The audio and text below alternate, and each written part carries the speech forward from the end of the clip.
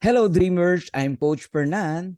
Ngayon po ituturo ko sa inyo how to become an affiliate member here in Live Good, ang pinakabagong kumpanya sa buong planeta.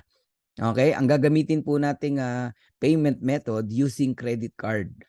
So under credit card, no, kung wala kayong credit card, pwede rin po ang debit card basta po yan naka-enroll ng e-commerce, no? Pwede mong gamitin online, international.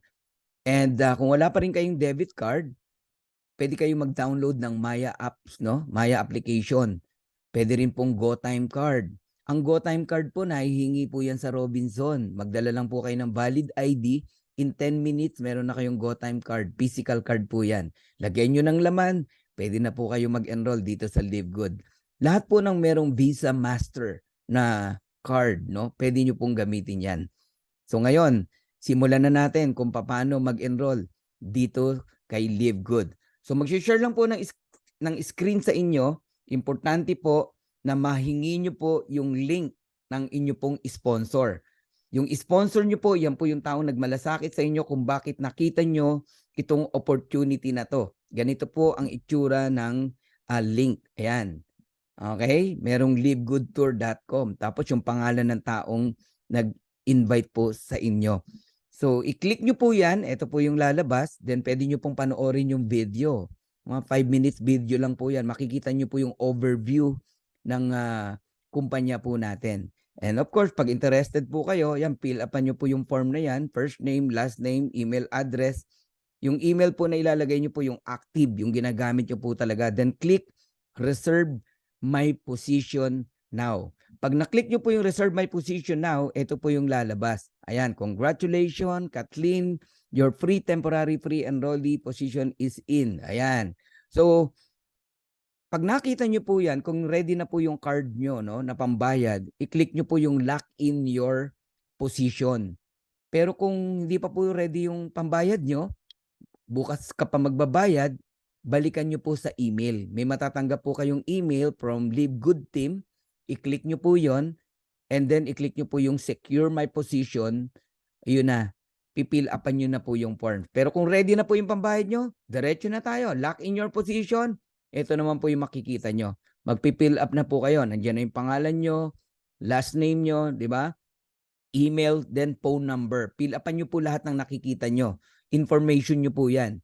Okay? Phone number, and then pagagawain po kayo ng username. Ang tip ko po sa inyo, pag gumawa kayo ng username and password, isulat nyo po nang hindi nyo po makalimutan. At yung password, wag pong lalagpas sa 16 characters, no? And wag din po bababa sa 5 characters. Pag nagawa nyo na po yan, pipili po kayo, option 1 or option 2. Ano ba tong option 1? Ang option 1 po, ito po yung one-time $40, no, to become an affiliate member plus $9.95 monthly membership po yan. Kaya ang total po is $49.95. So next month po, $9.95 na lang po yung babayaran nyo po. Ide-debit yun sa card nyo. Okay? Ngayon, kung option 2 yung pipiliin nyo po, one year po yan. Naka-discount kayo ng 20%, no? So, one time $40 and then $99.95 yearly membership. Imbis na 12 months yung babayaran mo na 9.95, 10 months lang ang siningil sa'yo. Nagigets nyo po ako? So, nakatipid ka dyan at wala ka nang inaalala monthly na babayaran. Next year ka na magbabayad muli. Tuloy natin. Okay, pilapan nyo po lahat yan.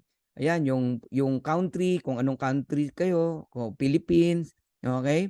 Oh, then TIN number. Kung wala po kayong TIN number, provide muna kayo ng 9-digit number. Tapos papa-update na lang natin sa Live Good. Okay? Then name, pangalan nyo po yan. And then address.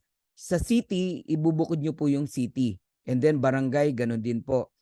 Ibubukod nyo rin doon. And then state, province. Yung state, province, 2 to 3 character po ang ilalagay nyo po. Halimbawa, Cagayan o CAG lagay nyo. Kung Isabela, ISA, 3 character po. Florida, FL lagay nyo po. O, ganun po yon. And then, eto na tayo. Yan, lakihan lang natin para makita nyo po. Yung zip code, napaka-importante din po yan. Dapat tama po yung zip code na ilalagay nyo. And then, magbabayad na tayo using credit card. Okay? Let's say, ayan po yung pangalan. pangalan ng may-ari ng card. Halimbawa, asawa mo may-ari ng card, pangalan ng asawa mo, hindi mo pangalan, 'di ba? Kung sino may-ari ng card. Then yung credit card type, meron kayong arrow na nakikita, 'di ba, sa bandang kanan. Visa or Master 'yan, mamili ka. Pag nagsisimula sa 4, Visa 'yan. Pag nagsisimula sa 5, Mastercard po 'yan. Okay, importante din po 'yan or else uulit ka ng uulit. Yung 16-digit number nakalagay yan sa harap ng credit card nyo. And then expiration date, and then yung security code nandun po sa likod ng card nyo, 3 numero po 'yon. Ngayon, pagdating sa copy shipping address, ang ilalagay nyo po dyan, nung in-apply nyo yung card na yan, anong address ang ginamit mo? Dapat same po yun. So, pinoprotektahan tayo ng company sa fraud, no? Dapat tama po yung inilalagay nyo po na information. Okay? And then, ayan na po, ipa-final na natin. Andiyan na po yung name, email address, cellphone number, everything, no? Username, password, kung magkano yung babayaran, $49.95. Ito po yung huli nyo makikita. Okay? Meron pong dalawang dapat kang i-check dyan, no? Lakihan natin, ayan, no? Ayan, I understand that I will be charged $49.95 immediately today and $9.95 per month.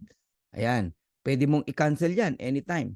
And then, I agree to the policies and procedure. I-check nyo po yan. And then, i-click nyo po yung complete my sign up. Pag na-click nyo yung complete my sign up at wala pong error, ito na po yung lalabas dyan.